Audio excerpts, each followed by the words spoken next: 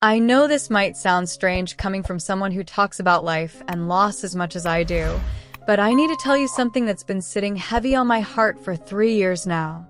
3 years ago, I sat in a hospital room across from someone I loved, and he told me something that completely changed how I see everything. Every relationship, every conversation, every single day, I wake up. But here's the thing, I almost missed it. I almost walked out of that room without ever hearing what he really needed to say. And if I had, I honestly don't know who I'd be right now. His name was Charlie. And what he told me in those final days, I'll never forget it. I remember the smell first. That sharp, clean scent of hand sanitizer mixed with something else. Something sterile that hospitals try to hide but never quite can. I'd gotten used to it by then. Room 347, third floor. I knew which elevator was fastest, where to park to avoid the fee, which vending machine actually worked. I'd been visiting Charlie for weeks at that point, maybe longer. Time gets weird in hospitals. Days blur together when you're trying not to count them. But here's what I'm ashamed to admit. I was pretending.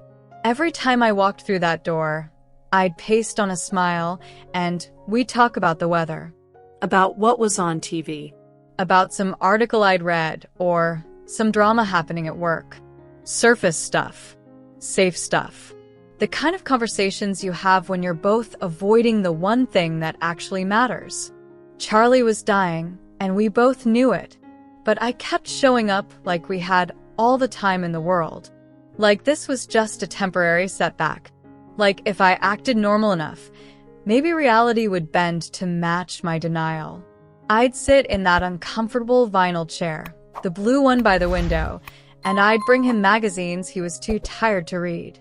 Snacks he couldn't eat. I'd adjust his blankets and make small talk and leave feeling like I'd done my duty as a friend. But I wasn't being a friend. I was being a coward. Because the real conversation, the one about what was actually happening, about what he might be feeling, about what came next, I couldn't go there. I told myself I was protecting him, keeping things light, not adding to his burden. But really, I was protecting myself. The thing about dying is that it makes everyone around you uncomfortable. People don't know what to say, so they say nothing important. They fill the silence with noise.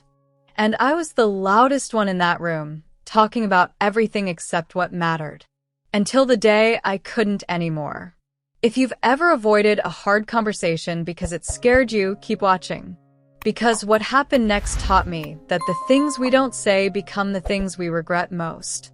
Drop a comment if you know what I mean, and make sure you're subscribed.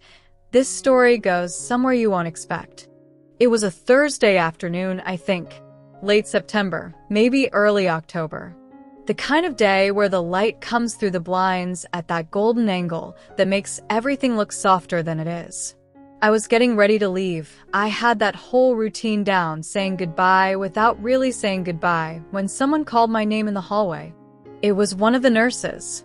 I'd seen her before, the one with kind eyes and gray hair pulled back in a bun. She touched my arm gently and said something I'll never forget.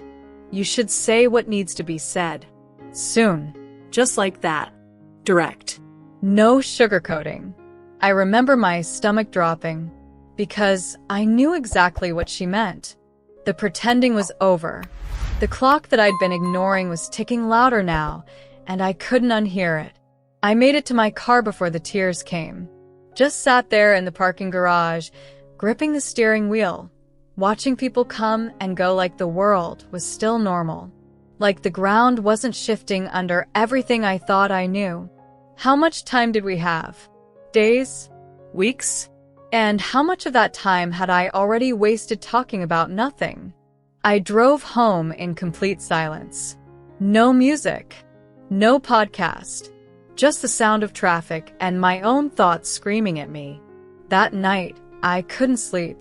I kept replaying every visit, every shallow conversation, every time I'd walked out of that room without saying anything real. I'd convinced myself I was being strong for him, But strength isn't pretending everything's fine. Strength is showing up for the hard stuff. And I hadn't been doing that. So I made a decision. The next day, I was going back. And this time, I was going to stop pretending. The conversation that followed changed everything. But I had no idea just how much. Stay with me. The next part is where it all shifts. If this is hitting home for you, hit that like button and drop a comment. Your engagement helps more people find the story. When I walked into room 347 the next day, everything looked the same. Same vinyl chair. Same beeping monitor. Same afternoon light through those dusty blinds. But I felt different. Lighter somehow. Like I'd finally put down something heavy I didn't know I'd been carrying. Charlie was awake, sitting up a little more than usual. He looked tired. He always looked tired. But there was something alert in his eyes. Like he'd been waiting. I sat down in my usual spot, but I didn't reach for small talk this time. I just sat there for a moment, really looking at him. And then I asked the question I should have asked weeks ago. What do you want to talk about, Charlie? Simple. Direct.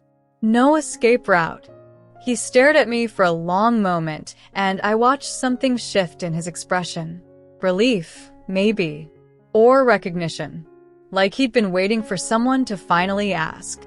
You really want to know? He said, his voice quieter than it used to be, but still unmistakably him. Yeah, I said. I really do. He looked out the window then, and I let the silence sit. No filling it with noise. No rescuing us from the discomfort. Just space for whatever he needed to say. And then he started talking. Not about his condition. Not about the medical stuff or the timeline or any of the logistics that everyone else seemed obsessed with. He talked about regret. But not the kind I expected. You know what I keep thinking about? He said, eyes still on that window. All the moments I didn't take. The calls I didn't make. The trips I said I'd go on someday. The friend I meant to reach out to but never did because I figured I'd have time later. His voice cracked a little on that last word. Time. I spent so much of my life waiting, he continued. Waiting for the right moment. The right circumstances. Waiting to feel ready or brave or sure. And now. He didn't finish that sentence. He didn't have to. I felt tears burning behind my eyes, but I didn't look away. This was what I'd come for. This was what mattered. The things I regret most aren't the mistakes I made, Erika. They're the chances I didn't take. The words I didn't say. The love I kept to myself because I thought there'd be more time to show it. This is where everything changed. What Charlie said next became the words I think about every single day. Don't go anywhere, the most important part is coming. Comment below if you've ever felt like you were waiting for someday. And please, subscribe if you haven't yet. This story needs to reach the people who need to hear it. Charlie turned away from the window and looked right at me. And when he spoke again, his voice had this weight to it, this clarity, like he was handing me something precious. People think they'll know when it's time, he said. Time to say I love you. Time to forgive someone. Time to chase that dream or take that risk or show up for what matters. But that perfect moment? It doesn't exist. There's just now. And then there's too late. I felt those words land in my chest like stones in water, rippling out into every corner of my life. The world teaches us to wait, he continued. Wait until you're successful enough, secure enough, sure enough. Wait until you have more money, more time, more proof that it's the right move. But waiting is just another word for being afraid. He paused, catching his breath, and I reached out and took his hand. It felt smaller than I remembered, more fragile. I don't want you to wait, Erika. For anything. If you love someone, tell them today. If you have a dream, start it today. If there's someone you need to forgive or something you need to say, don't wait for someday. Someday is a place where dreams go to die. My tears were falling freely now, but I didn't wipe them away. "Promise me something," he said, squeezing my hand with whatever strength he had left. "Promise me you'll live like your time matters. Because it does." Every conversation, every choice, every single ordinary day is a chance to show people what they mean to you. Don't save it. Don't wait. Just love people while you can. The room felt different after he said that. Like the air had changed. Like something sacred had just happened, and we both knew it. We sat in silence for what felt like forever, but was probably only a few minutes. The monitor kept beeping. Someone walked past in the hallway. The world kept turning. But I was different now, marked by those words in a way I knew would never fade. "Thank you," I whispered, though it felt wildly inadequate for what he'd just given me. He smiled, this small, tired smile that somehow still had light in it. "Don't thank me," he said. "Just live it." That was the last real conversation we ever had. But what he gave me that day became the most valuable thing I've ever received. Stay with me. You need to hear what happened next. If these words are landing for you, show some love with a like. And if someone you know needs to hear this, share it. Let Charlie's message reach further. Charlie passed away 11 days later. It was early morning. I wasn't there. I'd gone home to sleep after spending most of the previous day at the hospital. Part of me still carries guilt about that, even though everyone tells me it's okay, that I couldn't have known. But I think maybe he wanted it that way. Quiet. Private. On his own terms. The memorial service was on a Saturday. One of those beautiful fall days that feels almost cruel in its perfection when you're burying someone you love. There were more people than I expected. Charlie had touched a lot of lives, apparently. People I'd never met stood up and told stories about his kindness, his humor, the way he showed up for them. I didn't speak. I couldn't. My grief was still too raw, too close to the surface. I sat in the back and listened and cried and held onto his words like a lifeline. Don't wait. Just love people while you can. In the weeks after, I went through that painful process of learning to live in a world where Charlie wasn't. His number was still in my phone. I'd catch myself thinking, I should tell Charlie about this, before remembering I couldn't. But something else was happening too. His words were working on me, changing me from the inside out. I found myself reaching out to people I'd been meaning to call, having conversations I'd been avoiding, taking risks I'd been putting off.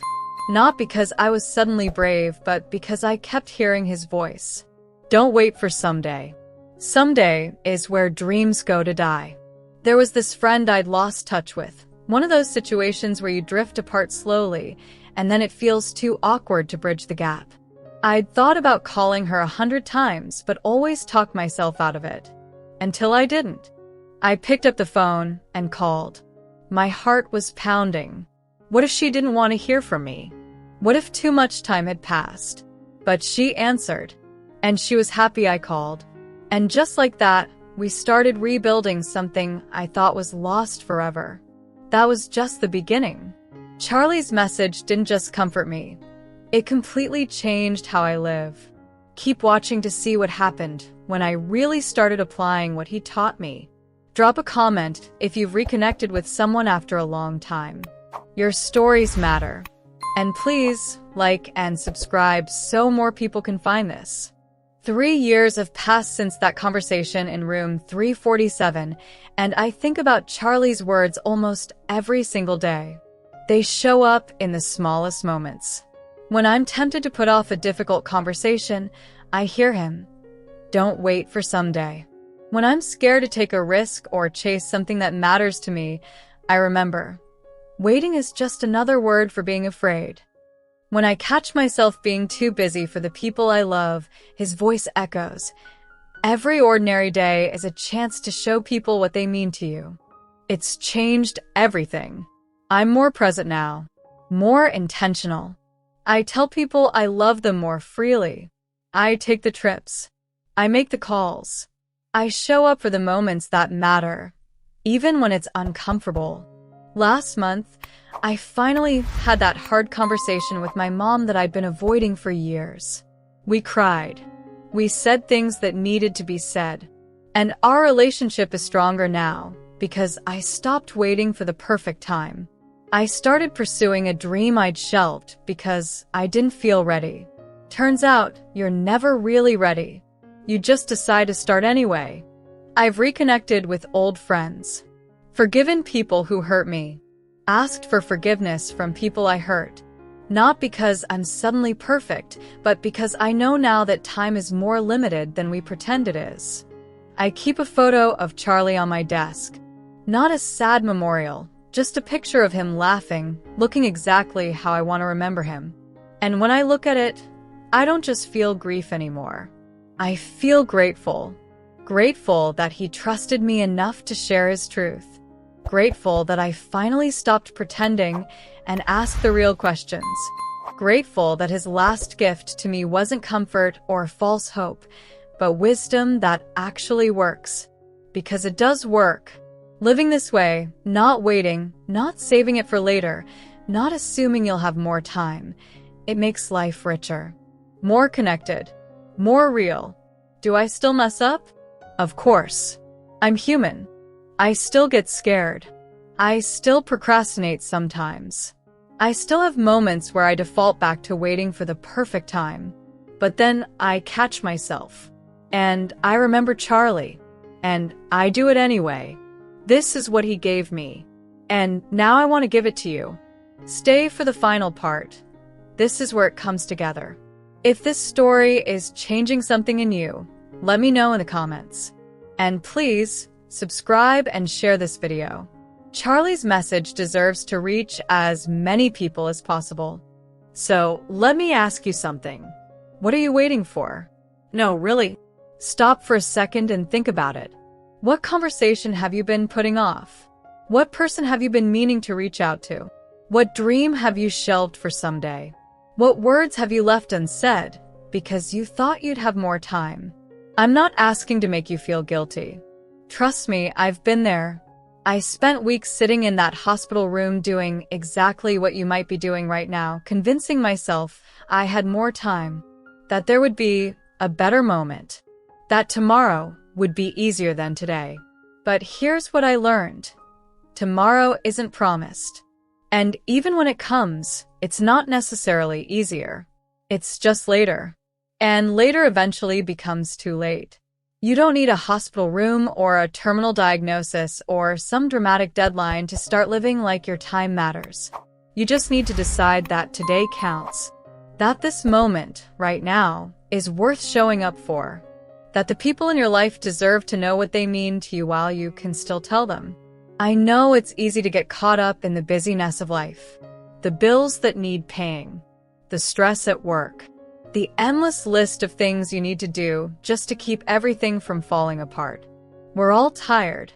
We're all overwhelmed. We're all juggling more than we should have to. But underneath all of that noise, there are people who matter. Dreams that matter. Moments that won't come around again.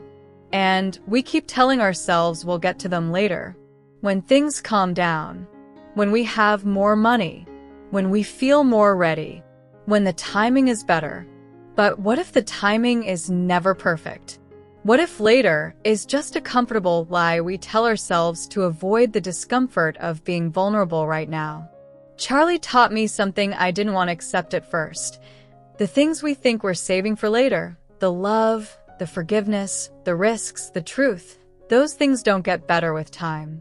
They don't become easier to say or do. They just get buried under more excuses, more fear, more life. And eventually they get lost completely. I think about all the people walking around right now carrying the weight of unsaid words. The I love you they never spoke. The I'm sorry they never offered. The I forgive you they never gave. The dream they never chased because they were waiting to feel brave enough. And I wonder how many of them will wake up one day, months or years from now, and realize they waited too long. That the person they needed to reach is gone. that the opportunity they were saving for later has closed, that the moment they thought they'd have forever to seize has already passed.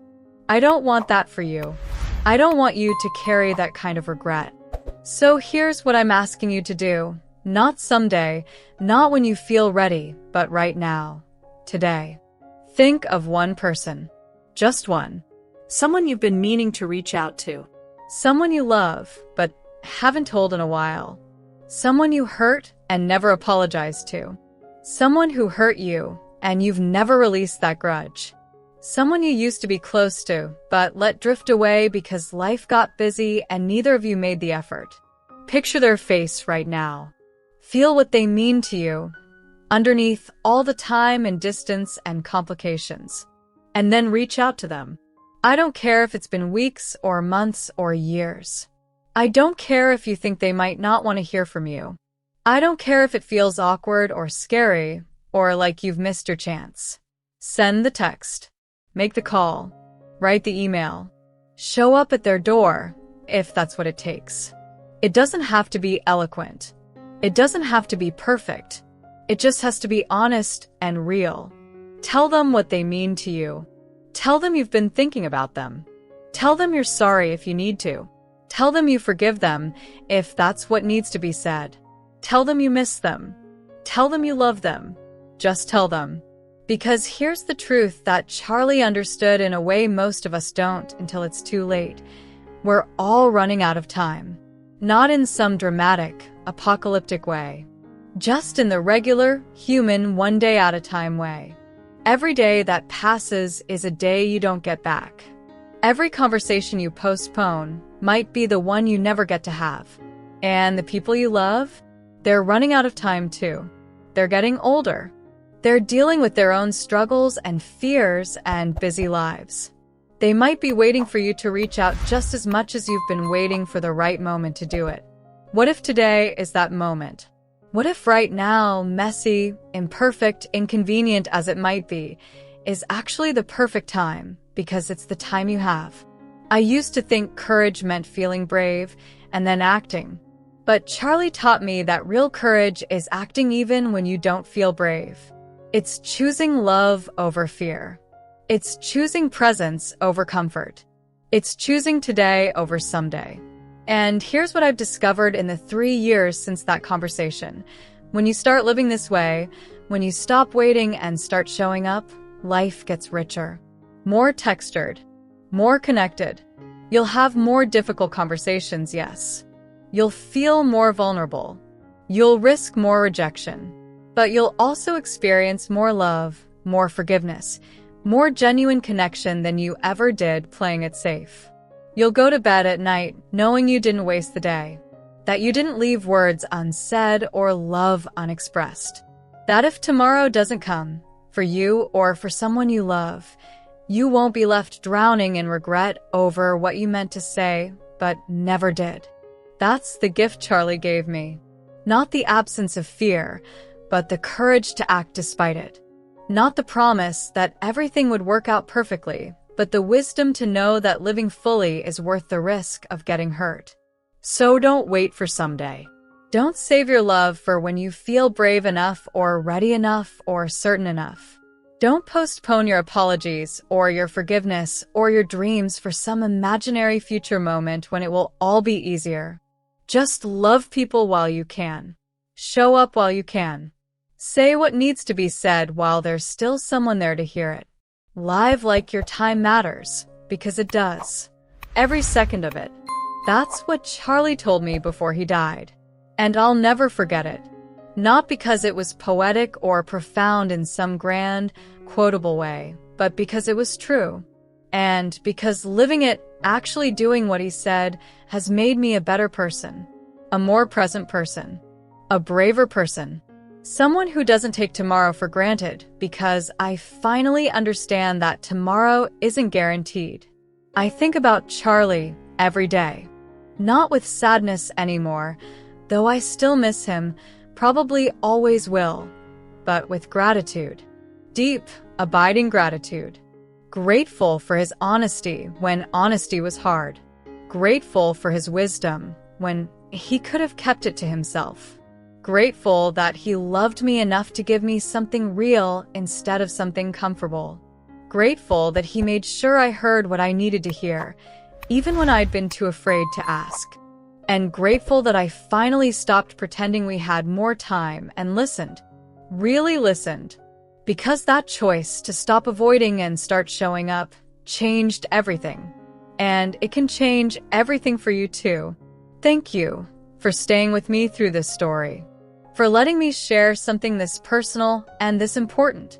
If this reached you in some way, if it made you think of someone you need to call or something you need to do, please don't let this feeling fade.